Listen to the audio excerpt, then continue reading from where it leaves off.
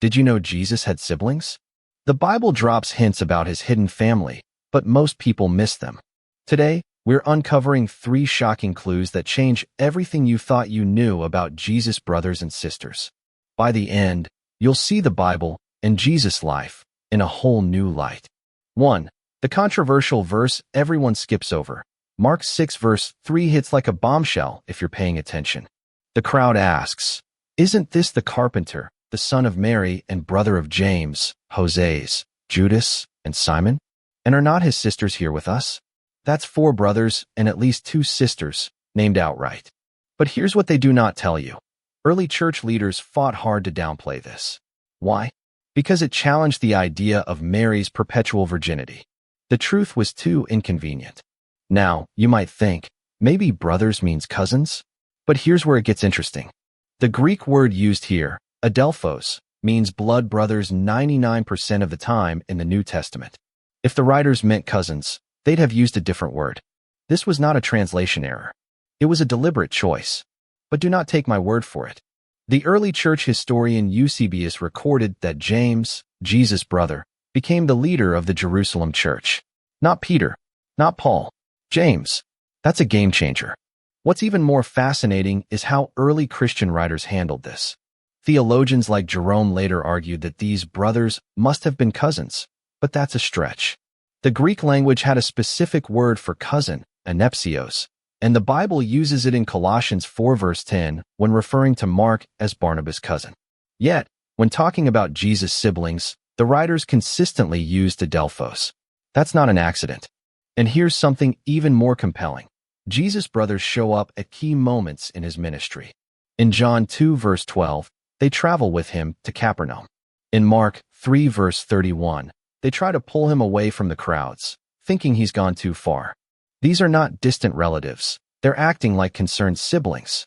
If they were just cousins, why would they have this level of involvement in his life? But the real clincher? Paul confirms it in Galatians 1 verse 19, where he calls James the Lord's brother. Not cousin, not spiritual brother, but brother. Paul knew these people personally. If anyone would have corrected the record, it would have been him.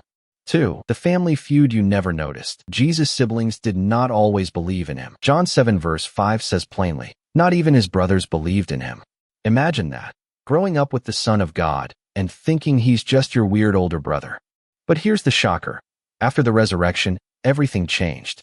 Acts 1 verse 14 shows his brothers praying with the disciples. What flipped the switch? The turning point comes when you realize James went from skeptic to martyr. He was stoned to death for preaching that Jesus was the Messiah, his own brother. That's not something you fake. This was not just family loyalty. It was a radical transformation. And here's the key insight. If Jesus' own siblings doubted him, then came to faith, what does that say about the resurrection? These weren't distant followers. They knew him better than anyone. Their conversion is one of the strongest proofs that something extraordinary happened. What's wild is that Jesus' brothers weren't just skeptical. They actively tried to stop him. In Mark 3 verse 21, they say he's out of his mind and try to take him home. Imagine being Jesus' little brother, watching him claim to be the Messiah and thinking, this is getting out of hand.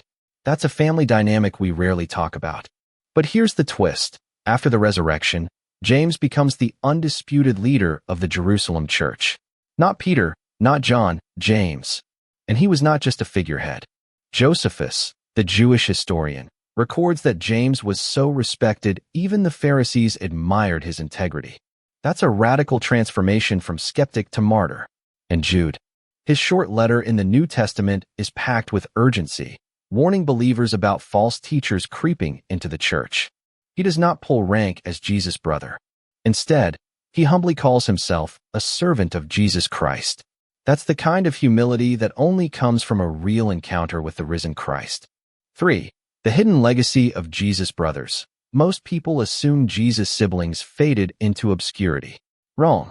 James wrote the book of James, a fiery letter about faith and action. Jude wrote the book of Jude, warning against false teachers. These weren't side characters. They shaped Christianity. But here's what changes everything. Jesus entrusted his movement to his family after he was gone. When the disciples needed leadership in Jerusalem, they did not appoint a random apostle. They chose James. That tells you everything. And here's the hope moment. If Jesus' own family, who once doubted him, became pillars of the faith, what could God do with your doubts, your struggles? Their story proves that no one is too far gone. Conclusion, so what do you think? Did these clues surprise you? Let me know in the comments. And if you've ever wondered about Jesus' family before, drop a James below. Don't forget to like and subscribe because next week, we're diving into another buried Bible truth, the secret journey of Jesus' lost years. You will not want to miss it.